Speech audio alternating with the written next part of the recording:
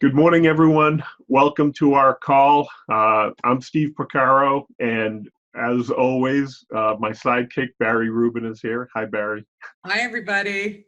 So today, we just want to take a few minutes, go over housekeeping. We're going to be using, there's a little chat box in the bottom of your toolbar. If you want to submit a question or answer or would like to speak out, feel free to chat and say hi and put your question there. Also, if we get disconnected for some reason, feel free to call right back in. On occasion, we do have a little glitch in the system, but I don't think there's any major storms going on the East Coast, so we should be okay for the moment, knock on wood. Also, as a reminder, going forward, starting December 3rd, that's the first Tuesday of December, we'll be moving our call to 1 p.m. Eastern time to give more people a chance to jump on the call based on feedback. Some people are going to try to jump on this call during lunch. So we're going to be able to do that going forward. So again, December 3rd, we'll be moving to 1 p.m. Also, we just want to thank everybody for coming on. If you have to jump off, don't worry, we'll be putting the call, sending out the recording. Also, we'll post this online if you want to take a look at it later on. Also, if you're in a noisy area, if you could do us a favor, if you're on the phone, you can *6 to mute yourself.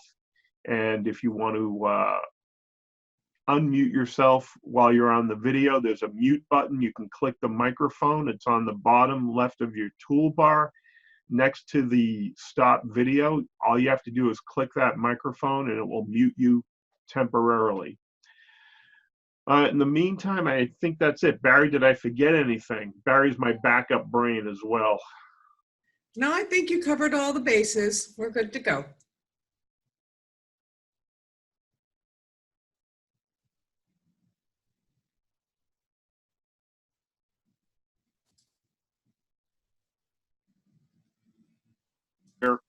One of the things I wanted to do was take a few minutes and plant the seed about planning for 2020. I know sometimes it seems like a far away, hey, it's months away, right? It's after Christmas, it's after Thanksgiving, it's after New Year's, and anything else you may celebrate. However, usually with the holidays, we get tied up, it gets busy, and before you know it, it's January, it's February, and we haven't even had a chance to start planning yet. So I do want to take a few minutes and kind of throw some ideas out there about planning later on as we go through. But more importantly, this is your call. I want to make sure that we're answering your questions. So we want to jump right in, open it up to questions, and take it from there. We have some people joining us by phone. Again, as a reminder, if you're in a noisy area, *6 to mute. If not, let's jump right in. So what's our question, our first question to get us going? Who would like to introduce themselves? All you have to say is, hey, I'm Steve, I'm from Hartford. Here's my question, because I can't see your name and I don't know who's on the call.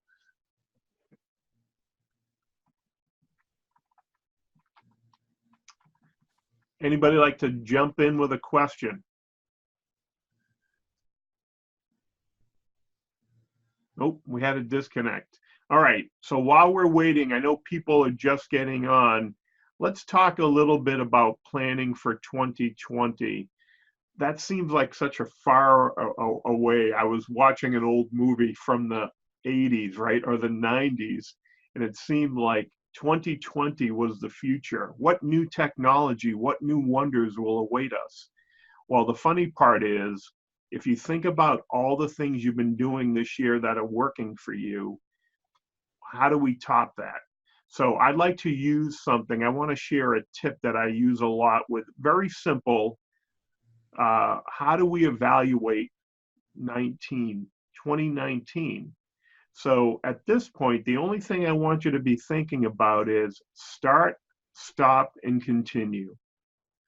If you take a moment to look at 2019, and you think about going forward, what's the one thing you'd like to start for 2020? Do something different. Maybe you want to start a new call routine. Maybe you want to do something different outside the box. What's the one thing you want to start? Also, what's the one thing you want to stop doing? I know it's funny, but sometimes we're doing things, and it could be maybe not a good habit, maybe a not so good habit, not a bad habit, but maybe it's something you've fallen into a cycle or a routine. Maybe you're taking too much time to do something, and that time would be better spent doing something else. So think about that one thing you want to stop. And then the last thing is continue.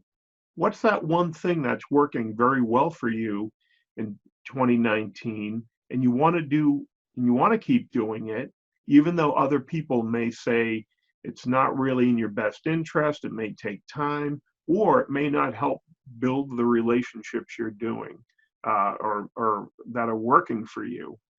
So again, start, stop, and continue. Think about one thing for each of those items and see how that can help you plan for 2020. Because sometimes it doesn't have to be a giant plan going into 2020. It can be something very simple. And I like using start, stop, and continue. Next week, we'll talk about step 2 on what you can do for early 2020 planning. And again, Barry and I have talked about this routinely, right? For years, we've been running these groups on LinkedIn. And we're going to take a minute here. For those of you who don't know us, my name's Steve Porcaro. I run a number of the medical device groups, and my able-bodied assistant, Barry Rubin, has been managing these groups. Barry, for how long now we're coming up on? 11 years. Right, come December, right? 11 years. And we remember when there were only 2,000 people in the group or 1,000 people in the group. But the funny part is, over the years, when we looked at social media and helping people increase their success or using social media to get a job or grow their business, that start, stop, continue was always a great way to do, make some changes. I'm not a big fan of multi-page strategic planning. I like to have a one-page plan, but over the next few weeks, probably early to mid-December, I want to talk a little bit about that one-page plan going forward, because sometimes I think unless we're doing quota or hitting financial and goals for our accounts, how detailed do we need to do? So let's jump right in, take some questions. Who would like to throw a question out? And if you're just joining us, you can just unmute. You can throw your question on the chat.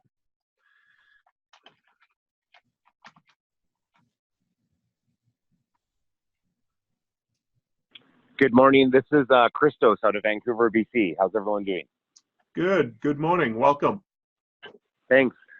This question has to do with more on the time management side. I'm a seasoned vet in medical sales and aesthetic lasers.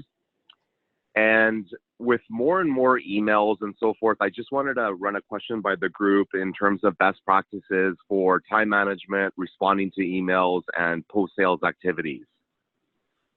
Because that's something I've been really struggling with the amount of emails, probably 40 to 50 emails, internal and external a day, including text. And I just wanted to get some of the seasoned reps, best practices on, do they plan activities, like plan time to do follow-up activities during the day, during the week, things like that. Yeah, thank you for that question. That's a great question. And just so people online, we didn't pay him for that question. That was totally unsolicited, but that's a question that's near and dear to my heart. And we've talked about technology being a boon and a curse at the same time. And in some ways, if you're getting that many messages, that's great building relationships. But from a time perspective, it's really hard. So one of the things, and we'll give some people some time to chime in and see if they can share some ideas. But I'll share a couple ideas that has worked for most people. And I think we all struggle with that. One of the things, we're overwhelmed with technology and information, but if you're out there building relationships, how do you schedule that? And the toughest part is our society right now, and for those of you, and you bring up a good point, if you've been out there for a while, we've conditioned our customers for almost an instant response, right? We have pagers, right? When I started, we had a pager, we got our cell phones, and then we have our smartphones, and then we get to text messaging. So we've also conditioned our customers that we'll get back to you as soon as possible. And one of the things, and again, I spent many years in the operating room, especially during these orthopedic procedures, unless it was a 911 call from another hospital, something, an emergency situation, I didn't really leave the operating room, and we didn't really want to be texting or calling while we were there. So one of the things I was able to do, and it's easier, but it's still a little bit of work. And I know there are some people that do that, is if you're traveling or you're going to be spending time with people doing an in-service or in a procedure or in meetings all morning, I'll put the message on my machine or my cell phone, whatever, and say, hey, listen, I'll get back to you as soon as possible. I'll be tied up with customers or patients in the morning or in the afternoon, and I'll return my calls at that predetermined time. So on one hand, setting the expectation is very helpful. The other thing is, and on a personal note, and I know Barry will chime in a minute, but I actually had to pull myself away from the computer. I have a home office, and there are times when I could be working all night, and I realized that I was pulling time away from my family because I had to work. I had to respond to these emails. And the reality is some of these things weren't time sensitive, other than in my mind, they were time sensitive. So I use Outlook, and I tag and flag my messages. So I know if it's urgent that I need to get back to it that day, in the next 2 days, or something I can follow up, 2 or 3 days or even longer. So I think sorting your messages is something you can do to tag that. Also, I do have a customer relationship assistant. She's a virtual assistant, and you may be able to get some help to help answer some of those messages. Even if you hired somebody for a few hours a week and they could spend an hour sorting and handling some of that, it may be worth your time and energy if it's important to you, especially when it comes to customer service. And I think at the end of the day, people just want to know that you have that, that you got their message and you're working on it. And that's one of the big things that I try to do. But Barry, do you have something? I know in the past we've talked about some of these things. What do you do, or what did you do when you were out in the field? One of the things that I did was I set autoresponder on my email daily. If I knew I was going to be either training a practice or working with a physician, and that my phone wouldn't be, on my chain at my hip, so that it's the same as having that outgoing message on your cell phone. An autoresponder saying, I'm in an in-service today, I'll get back to you either tomorrow or the end of the day. And I read a tip once that I found very helpful. And that was the same as when you are applying for a job and people have 30 seconds to scan your resume. First of all of my work emails went to a company-related folder so that they were always separate from customer emails. I would scan those, make sure it wasn't anything urgent, and mark it as read or mark it as unread, depending on how important it was. And with customers, same thing. If it's an emergency, then I try to get back to it quickly. But the other thing is I check my emails 3 times a day. In the morning before I get started, while I'm eating my lunch, and at the end of the day before I wrap up to cover anything that came in during those times that's an emergency. So it is managing your time. You have to manage it. So, and we've gotten into that same habit of instant response. We feel like when an email comes in, we have to respond to it. We need to take the time to ascertain what's really important, what needs an immediate response, and what can wait till the end of the day or until tomorrow. Because if we don't run our email inbox or our text inbox, it's going to run us. And you have to figure out the way that works best for you to choose the times when you can get through it and not have it interrupting you throughout the day. Yeah, no, that's a good point, Barry. Thank you. And again, this is an ongoing issue, and there's always new technologies out there to help us, but I think everyone's situation is slightly different. And part of it is when I had a large territory and I spent time on the wheel, I felt like I was a road warrior. On one hand, I could get back to my phone calls while I was driving, but texting was really hard. Even now, using voice to text, which is really nice, system's not 100%, but it's really helpful. But I think the tough part is we've become so customer service centric or focused that we want to get back to them to let them know. And you have to figure out that balance, right? There's no one trick or one thing that's going to work for everyone, but I think 2 or 3 things that will be helpful. Before we jump in, I hope you're getting all these messages because your business is increasing, right? Absolutely. Excellent. So that's a good problem to have. I want to make sure it's a good problem, not a negative problem. So, but the other thing, as I mentioned earlier, I got some help to kind of screen my messages, and that really helped as well. And somebody from the office would get back to them. So, unfortunately, as much as we try to use technology, sometimes that human touch is a great way to do that. But please let us know what you end up doing. It'd be interesting if you have something that works well. Would love to be able to share it with the group. So thank you for the question. Thank you. You're welcome.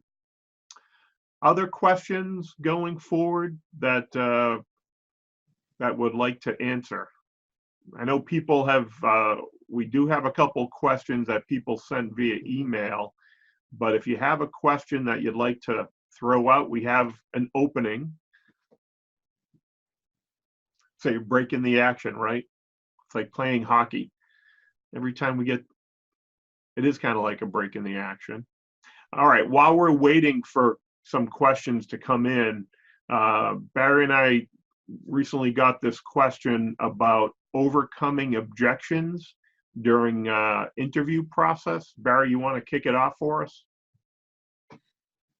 Okay, I think overcoming objections, when something comes up in an interview, you can acknowledge the objection quickly, but answer it by focusing on one of your strengths. And it's a very delicate dance because you don't want the interviewer to feel like you're deflecting or changing the subject. But if you can tell a story about a time when you overcame another objection and to talk about how you can overcome the objection that they just presented to you, sometimes that is enough to do the trick. Or if you've come in through the side or the back door in the interview process, you usually will have a champion at that company. So what I like to do is contact my champion and tell them what happened during the interview and see if there's anything that they can do to take that extra step to put in a good word for you or overcome the objection or reassure the interviewer that that objection really was not that big of a deal. And it's not something that's insurmountable. I have to think of that word for a minute. But yeah, it's always a challenge because a lot of times, and I've read articles that talk about job listings and how they have 15 or 20 different check marks of things that are absolutely non-negotiable that you have to have for that role. And men will apply for a job when they only have 15 out of the 20, and women won't apply for the job unless they have all 20. So it's definitely gender related, where we think, oh, they need that, I don't have it, and men think, oh, I don't have that, no big deal, I'll figure it out. So I just thought that was very interesting, because I have found myself sometimes saying, well, they want 20 things and I only have 19. I finally have gotten to the point where that 20th thing is not something that I'm going to let stop me. So you have to, the only thing you have to fear is fear itself. It's not something you can't learn. Right. Well, thank you, Barry. So part of this came through an email. And again, to put a little context around this, somebody was applying for a job. They were looking for some specific procedure or operating room experience, and the candidate did not have that. And it was implied in the job description, but it wasn't, people weren't really sure, do I need it? But it was helpful. So one of the things that's very interesting, and again, this goes back to any sales position, right? Whether you're selling a product or service or you're interviewing for a position, there will always be objections. To Barry's point, there are people who have all 20 points checked off on that checklist and they still don't get the job.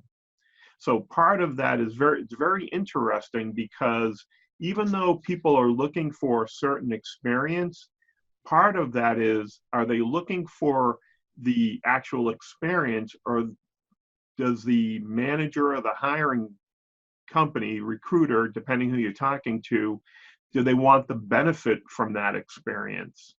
And sometimes we forget, and we have to really listen and read between the lines. To Barry's point, understanding what the question is will help you figure out how to overcome that objection.